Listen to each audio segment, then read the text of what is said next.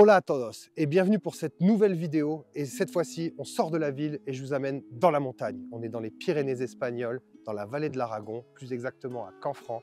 Et aujourd'hui, je vais vous faire découvrir un petit peu cette vallée à travers son histoire militaire et aussi un bâtiment très particulier.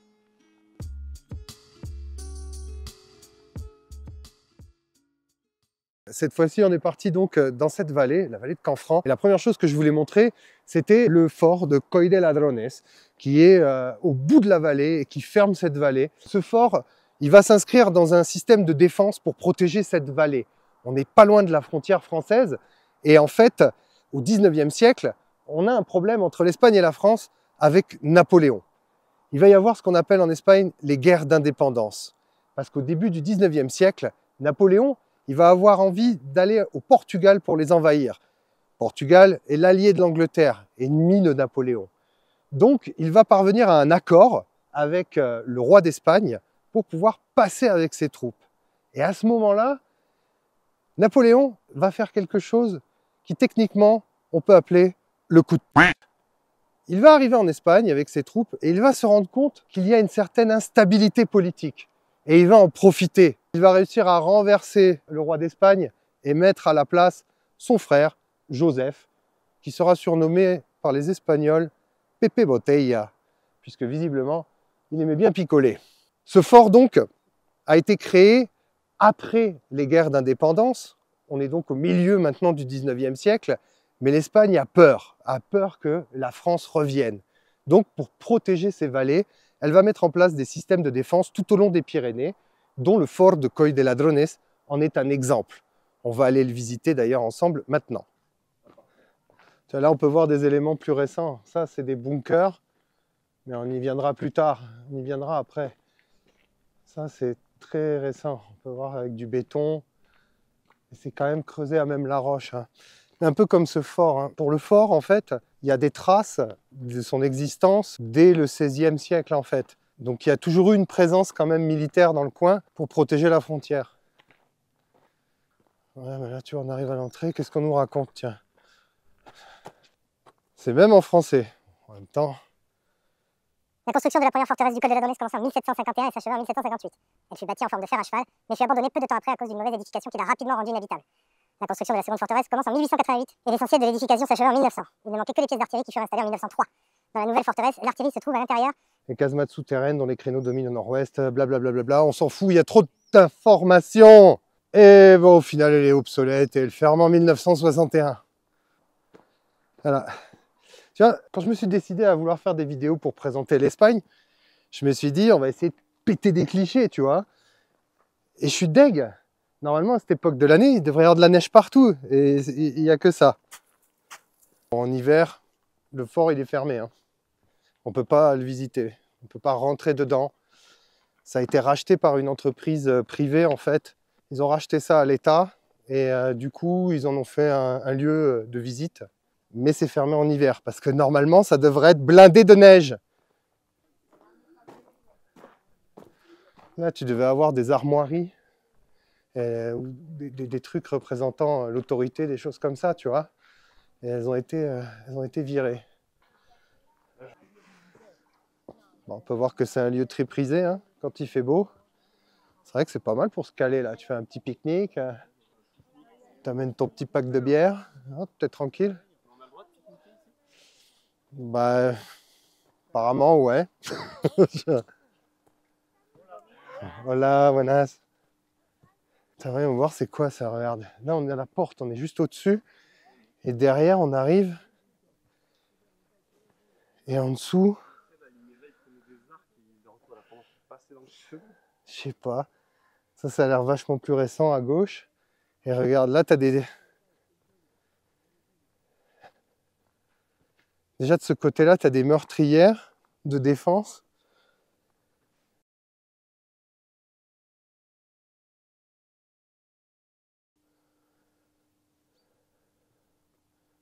Venez voir par là. Regardez, là, ils ont complètement creusé la montagne, quoi. Il y a une partie du fort, c'est encore dans la roche.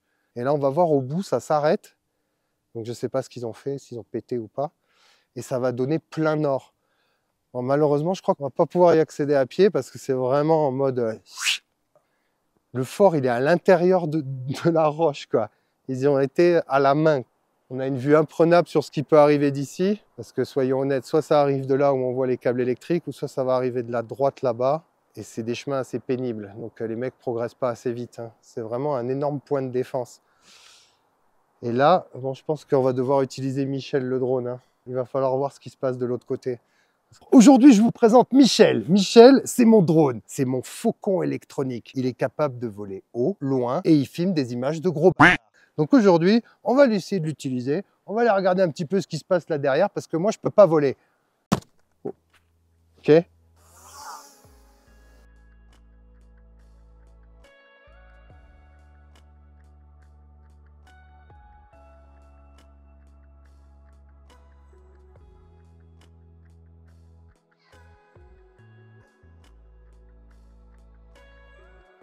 Là, on arrive à la bagnole. On va se diriger donc vers les quelques bunkers qui sont disséminés dans le fond de la vallée là-bas. Et ensuite, bien sûr, je vous montrerai le truc du coin. Pour cette deuxième partie, je voulais vous montrer une autre ligne de défense. Il faut avancer un peu dans le temps. On était au 19e avant. Là, on va plutôt au 20e siècle. On est dans les années 39-40. La guerre civile d'Espagne vient de terminer. Et malheureusement, c'est Franco qui a gagné. Et Franco, il a un peu peur.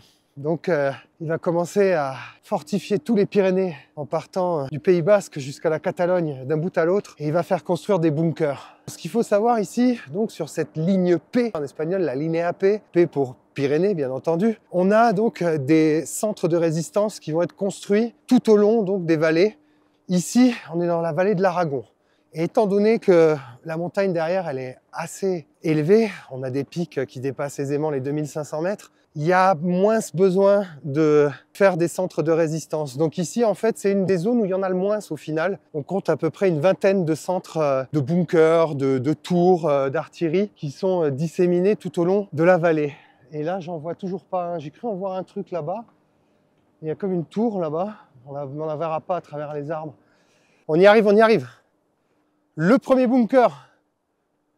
Alors celui-là, il est vachement intéressant parce qu'en plus, il donne sur la voie ferrée qu'on peut voir en train d'être refaite d'ailleurs actuellement.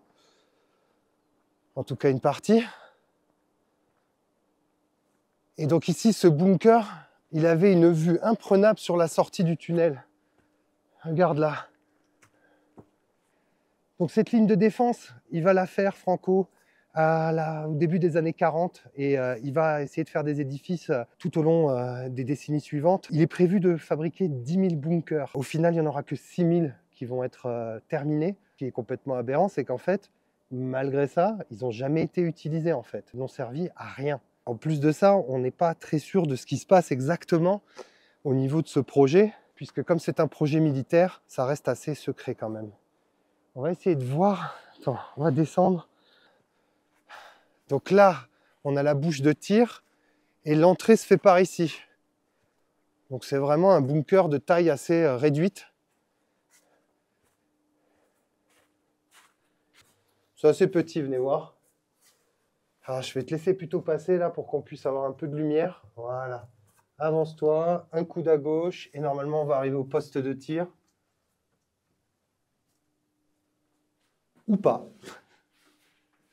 Là, tu vois. 4 mètres carrés, quoi. Ah oui, et puis t'as pas intérêt, voilà, moi je fais 1m80, je touche le plafond avec mon front. Touche le plafond avec son front. Ouais, tout est en béton. Et ouais, et si on se met bien à la position, et ouais, on a une vue dégagée. Il suffit d'imaginer qu'on enlève les arbres et on a une vue dégagée sur la voie. Et ça leur servait à quoi ces casiers, selon toi? Ils entreposaient quoi, des livres Je suppose que ces rangements-là, ils servent tout simplement à foutre des caisses de munitions. Et on a des caisses de munitions, comme ça, si jamais il faut artiller, ben, il y a de quoi faire. Ouais, c'est vraiment de l'approvisionnement basique. Mais c'est plutôt pas mal ce premier petit truc. C'est minuscule, mais bon, il y en a un peu partout, regarde. Il y en a un autre là, juste au-dessus en fait. Regarde. Là, on a un autre bunker. On va voir où il donne. Allez, vas-y. Je te laisse passer en premier au cas où il y aurait un monstre. Ou un clochard, ça m'étonnerait. C'est la même que tout à l'heure, tu vois, regarde. Ouais, mais tu vois, après, la construction, c'est la même chose. Ah, mais ça, c'était pour poser la mitrailleuse. Ah ben ça, oui, c'est plutôt un tablier pour pouvoir poser ton arme lourde et avoir ton canon qui sort bien là. Et là, ouais, regarde, il va falloir que tu te rapproches. Mais là, vous pouvez voir, on voit la gare en fond et on voit très très bien les rails. C'est vraiment un spot, on enlève les arbres et c'est parfait. Ouais, bon, on ne voit pas bien, mais il y a la gare derrière, quoi. On va essayer d'aller voir un peu plus haut, s'il y en a encore. On a trouvé un autre bunker. Alors là, celui-là, il est un peu différent des autres. On a vu jusque-là des petits bunkers d'artillerie dans lesquels c'était juste constitué d'un couloir. On peut voir que tout au long de cette ligne P, ça vaut le coup de se promener parce qu'on va réussir à voir des bâtiments vraiment uniques et différents à chaque fois. Ici, par exemple, on a donc, encore une fois, une zone de tir. Mais là, on ne tire plus avec des fusils, hein. Je ne sais pas si tu vois la taille du truc. Là, on va plutôt y mettre un canon. Mais tu vois la taille du spot ici, on peut le voir avec les écartements, regarde ici, là. Ici, tu vois, ça n'a pas été bétonné sur ces coins-là, et ça nous fait un peu comme un triangle. Et donc, c'est ici que la pièce d'artillerie était posée, et le canon qui partait donc vers là, tu vois. Dans ce genre d'endroit, si vous tirez, ça doit faire un bordel, mais là, par contre, j'entends beaucoup de bruit, mais je vois rien. Finalement, c'est pas si grand que ça, tu vois. Encore une fois, ça doit être une pièce où on devait stocker les munitions.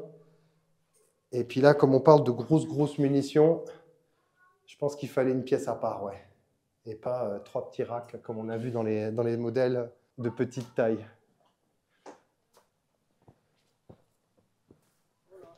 Oh là!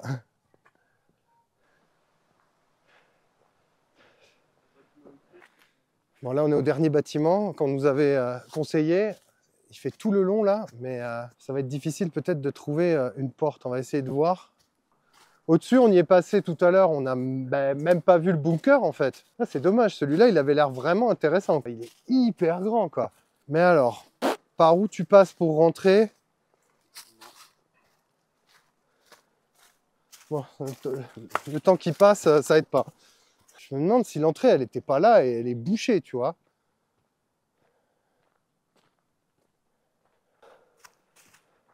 Ben voilà, on a trouvé l'entrée. Ouais. Ah oui, c'est profond quand même. Ouais, il doit bien y avoir 4 mètres là, hein. Le bâtiment, il s'arrête là. Je me demande si tu n'avais pas une entrée là-dessous et elle a été bouchée par la suite, en fait. C'est vrai qu'on ne voit pas trop à l'image, mais il y a clairement une jonction. Ouais, là, il y a une jonction, on la voit mieux ici, là. Tu vois? Bon, on va devoir arrêter là sur cette deuxième partie de bunker. J'espère que ça vous a plu. Il y en a encore plein d'autres à aller visiter, mais je ne vais pas vous les montrer. C'est à vous d'y aller. Maintenant, je vais vous montrer par contre le joyau, le bijou de cette vallée de Canfranc.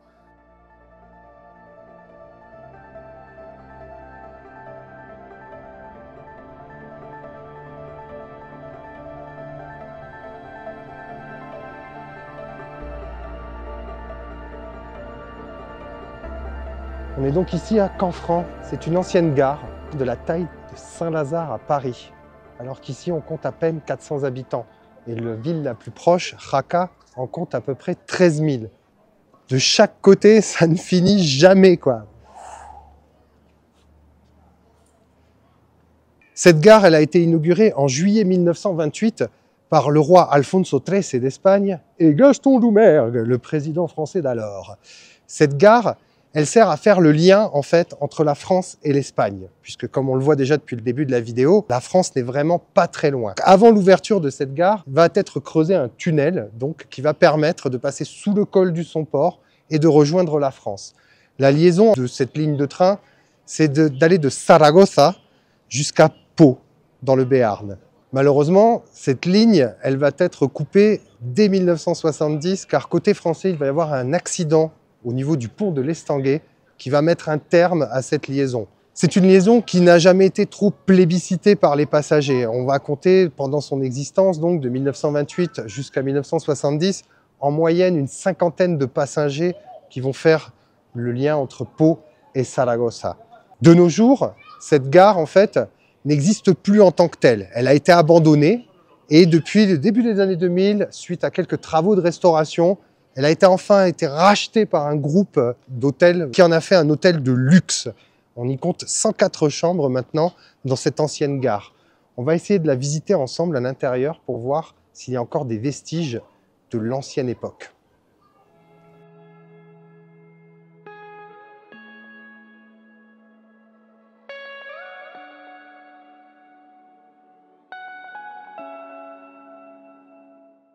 Ici, on est dans le hall principal de la gare qui a été transformé en réception pour l'hôtel. On peut même voir, hein, on va se déplacer, on va aller derrière, on peut aller sur les quais, les anciens quais, puisque maintenant il n'y a plus les chemins de fer. Ici, on a un ancien accès au quai, par exemple, qui a été entièrement rénové. Et là, on va ressortir.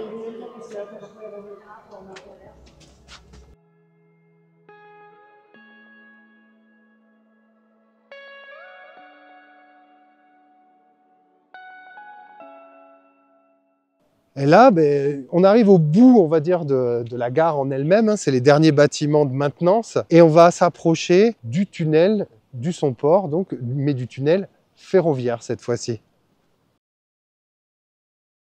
On est donc à l'entrée du tunnel ferroviaire du Somport, dont la construction est un peu antérieure à celle de la gare. Sur une collaboration internationale donc, entre la France et l'Espagne, ils vont creuser ce tunnel qui mesure quasiment 8 km de long. Là, on va essayer de rentrer un petit peu et on va essayer de regarder avec la caméra si on arrive à voir un petit peu ce qui se passe plus loin. Mais on va être arrêté très vite.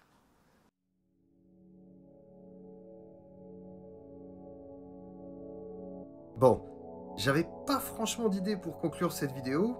Ça sera donc une voix off avec des images. En tout cas, merci d'avoir regardé. J'espère que cela vous a plu. Si vous n'êtes pas encore abonné, eh bien c'est le moment. Ça permettra de soutenir la chaîne et vous proposer à l'avenir de plus en plus de contenu sur l'Espagne. À bientôt dans une prochaine vidéo.